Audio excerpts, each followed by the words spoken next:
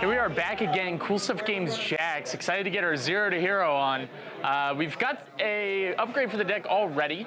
It's a Bestial Druid Swarm, so we traded pretty much the rest of our bulk secrets and some promos to get that going for us. So we've got that upgrade into our deck. We're really starting to flush out that that's Bestial package, so really excited to see what happens there. But yeah, we just signed up for locals, so let's go ahead and jump in.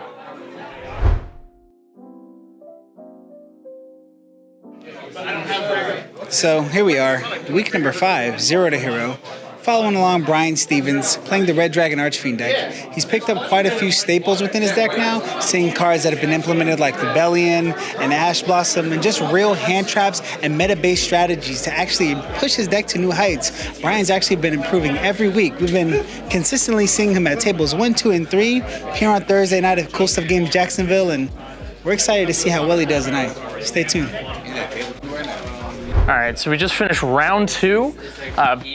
So far, so good. We're 2-0. Once again, we're starting off really strong. The Bestial engine has really helped us once again. The Lubellion being able to be fetched off of Saronir has been awesome. We've actually been playing more of a mid-range game than actually just bringing out Supernova. Instead, we've been focusing on juggling Scarlights, or not Scarlet, Scarred Red Dragon Archfiend to summon out RDA to then use to make Abyss. Using the Synchron Resonator, and then the Lubellion comes out, triggering the Scarred, which is how we get the RDA out, and then that brings out the Regained, and then we start playing this really grindy mid-range matchup. We did that round 1 and 2, so really excited to see all of these upgrades just come into full force. The Druid Swarm actually did end up winning us the game, the one that we got from trades earlier today, so that's awesome. Unfortunately, it's top 4. We have 16 players, which means it's really, really strict on what we can do. So if we lose any rounds at all, there's a pretty good chance we get daggered because there's going to be 2 people that don't make it into Top Cup because there's only top 4. So a lot of stakes on the line. Really interested to see how this works. But we're going into round 3. Hopefully we can pull it through.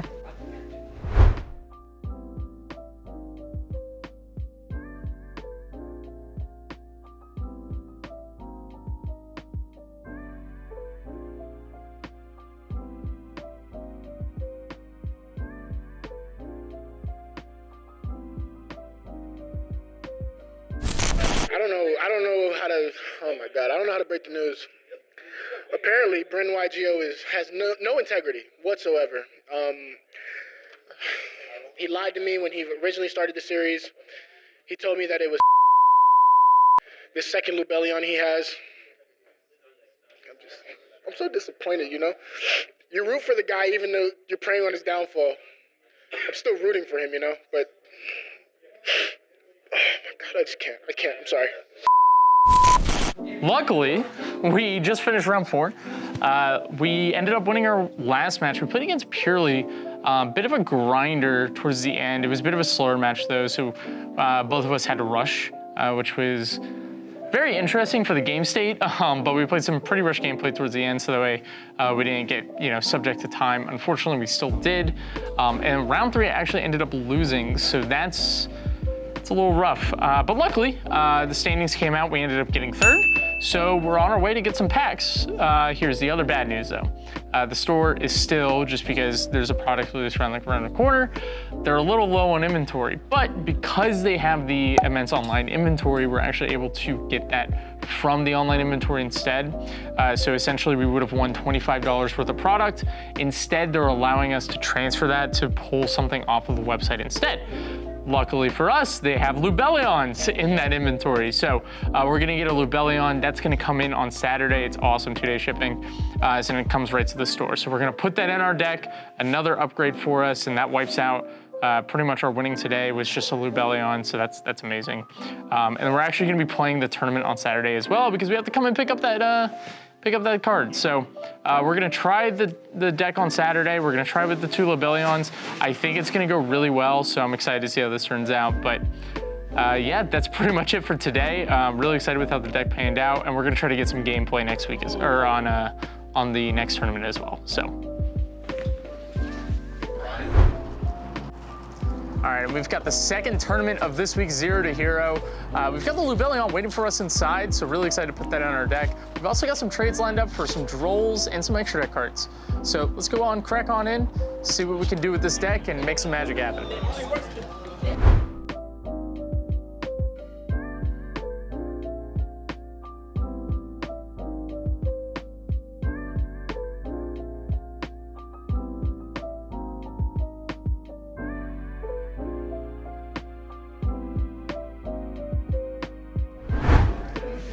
All right, and this is Jeremy Mitchell. Some of you may know Jeremy, some of you may not, but Jeremy, what have you done in this game? What have you done for the community in this game, or for Jacksonville in general? What did you do? What did you accomplish? I mean, I won nationals. Yes, sir. Won nationals. Yes, sir. Ladies and gentlemen, your North American World Champion.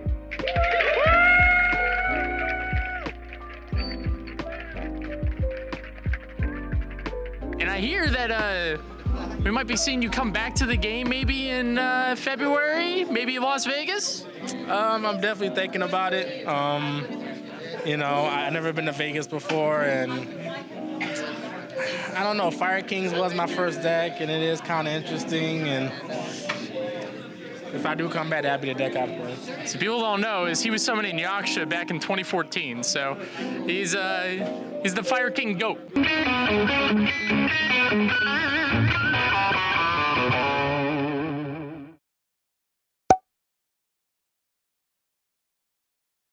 All right, here we are after round 3. Just doing a quick check-in here. We've got our Starbucks coffee just holding us through, getting the caffeine in. But the biggest thing is round 1 we got a bye, so that's a free win. Round 2 we played against Fire Kings. That's actually going to be on the YGO Process channel. We ended up squeaking by in time. I was confident if the match went on, I could have won game 3 pretty easily, but just the way time was, you know, it's just how it goes, unfortunately. And then round 3, I forget what we played. Oh, we played against McConco. It's a really weird matchup for us because we can't target, we can't destroy, we can't really interact with a lot of his stuff. So we're relying on other forms of disruption to get there.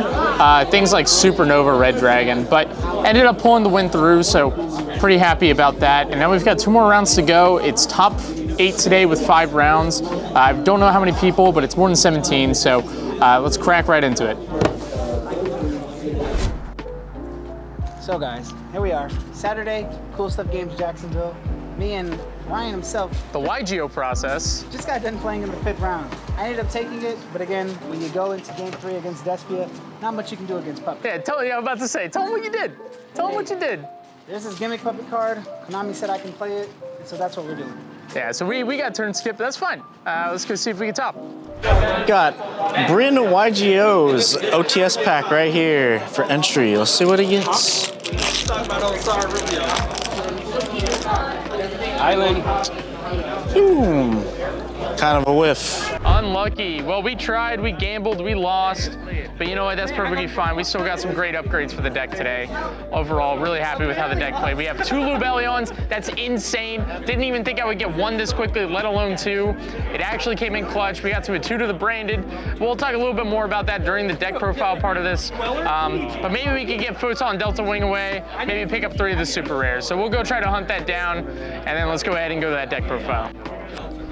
All right, so we made some upgrades to the deck here. I want to showcase some of the things we got. We ended up getting some good trades in to pretty much get even closer to where we want to be, but let's highlight the non-engine very quickly. We're still rocking the 3 Infinite Impermanence and the 3 Ash Blossom. They don't really need a lot of explanation. We just need stuff to stop our opponent so we don't auto die. It's awesome. Let's look at the tuners here. So we're rocking the Uvia Loop, the double Synchron Resonator, the 2 Soul, the 3 Vision, and the 3 Crimson. Nothing's changed here. Love this ratio. Fantastic. You gotta be a World of Warcraft TCG. Let's take a look. We still got 3 Bone Archfiend. Still the best non-tuner. We, however, did cut the Wandering King. We've cut all the witches from the deck. Those probably aren't coming back in. I'll show why. And we even cut I put Zelamander Catalyzer in very, very briefly. We put this in very briefly and took it right out. So these are what's in here right now. But the reason why we made the switch is we ended up picking up the Supe engine here. So the idea is that now we have access to the whale. We're only playing 2 at the moment. We might bump this up to 3. We did get 3. I thought I had it on hand. All right, that's fine. So I was gonna do play 3. However, I think we have too much searching going on. Maybe not too much, that's probably the wrong way to put this. But we don't wanna get bricked on, yeah, here's the 3rd. We don't wanna get bricked on being able to only use 1 of these and maybe having like 2 in hand. So we just wanna have as many live hands as possible. But the idea is we search for the Vision or we search for the Crimson. Supe is gonna give us access to Red Rising and then just put the Crimson online. That way we do all of this without having to commit a Soul Resonator. In theory, we can do all of these lines while trying to get access to Crimson Gaia, and then that's gonna give us a Soul, and then we can combo off even further using the Bone Archfiend to sack off whatever got interrupted. So we're trying to make it more hand trap resilient. We're trying to make it just a little bit better into playing into boards. The problem is now we lose a little bit harder into Droll. So something maybe we want to theory craft. It might just be one of those bullets that we bite. There are some hands, or not some hands, but there are some plays that we can do depending on what our hand looks like. Right now, this is what we're looking at. And it seems to, the theory is solid. We'll be able to get more testing in. Non-engine spells, still the Foolish and the Call by the Grave. Still a 1-card starter. Call by the Grave is still just crazy. Again, insulates us against things like Droll. 3 Resonator Call. So we chose the 3 Resonator Call, and then to play with the 2 Whale. This we can activate multiple. The Whale we can only activate once per turn, so that's the idea. We're still playing the 3 Crimson Gaia. It does have another name, I think somebody called it, but it's fine. 3 Crimson Gaia. Insane card. Now, I do want to highlight the Bestial engine that we're playing. We have the Branded Regained, the Druid Swarm, the Saronir, the Magnamut, the 2 Lubellion, and we're playing a Toot as well. So we ended up getting the 2nd Lubellion. We traded away, or no, that's not true. We got this from the last tournament, and then the Toot of the Branded we ended up getting in a trade today. So this can Calamity Lock people. It also acts almost like a Macrocosmos if we have a Bestial on board whenever they use stuff for material. So it has a lot of application. If we can't Calamity people, we're probably just going for the Regained every time, to be honest with you. And then maybe we go into the Etude later.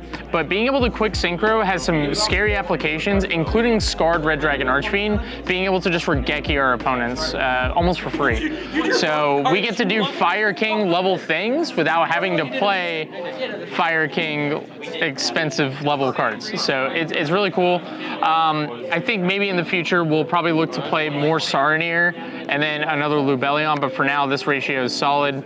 We can start looking at, you know, flushing out our side deck and kind of making things a little bit better there. We also did cut down on the non-tuners, things like Wandering King, we mentioned that before. The other theory behind that is these are also non-tuners. So this gives us a little bit more resilience. It's also disruption.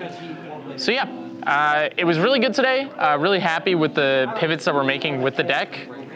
Wouldn't really take it any other direction. And the last but not least card here is the Red Zone. Just searchable disruption. Big part of the combo. Still love this card. Probably not cutting it anytime soon, if ever. Love it, love it, love it. I do want to go over the extra deck. We did make some changes to that as well. So let's go from big to low here. We're playing the Calamity. We're playing the Bane. We're playing the Red Supernova. These haven't changed. We did cut down Red Supernova from 2 to 1 to make room for something else, so I'm excited to highlight that. Still playing the 2 Abyss. This card is crazy. Love this card. Love this card. We are playing Beals now. So we did get access to a Void Ogre. The reason why we're playing Beals is my thought process is if we can make Fire King players commit into a Little Knight and they have to banish this card to out it, they aren't going to be able to kill us, and then typically our crackback is really strong. Like, we're able to follow up with our Red Rising engraved to summon 2, Bone Archfiend, all of those cards. It's insane. So love this card. We might put the Void Ogre in maybe later. Right now it is Beals though. It didn't come up today, but I'm glad I had it. 2 Red Dragon Archfiend, the 1 Scarred, not Scarred, Scarlight, and then the 2 Scarred. So that hasn't changed. We're playing the 1 Clue Belt still and the 3 Red Rising. Awesome stuff. And then onto the side deck here. Let's take a look. So still the MVP, Gravity Collapse. This card's crazy, no complaints, going first option. Still 2 DD Crow. We haven't been able to pull the 3rd, strangely enough, but that's perfectly fine. And then this is the 1 Veiler. It's still just kind of sitting in here. I need to redo the side deck based on some of the changes we made to the main deck. Still the 1 Baldrake, still the 1 Red Resonator. This is for time. This is for like the random matchups that matter, like tier. But yeah, so as far as spells and board breakers go, still the 2 Vortex. We did pick up a Snatch Steal, and we're still rocking the Change of Heart. The idea with the Snatch Steal is just another Pearly out. We can make them forced to hit the Snatch Steal on Noir because it bypasses its protection, which is really cool. And then we ended up picking up 3 Drolls. This is probably like the biggest pickup of today. Yeah, I mean, this card doesn't really need explanation. Lingering hand traps are probably some of the strongest effects in Yu-Gi-Oh! So yeah. And that's gonna wrap it up for this week on 0 to Hero. I appreciate everybody watching, and stay tuned. We got some exciting things for the future weeks.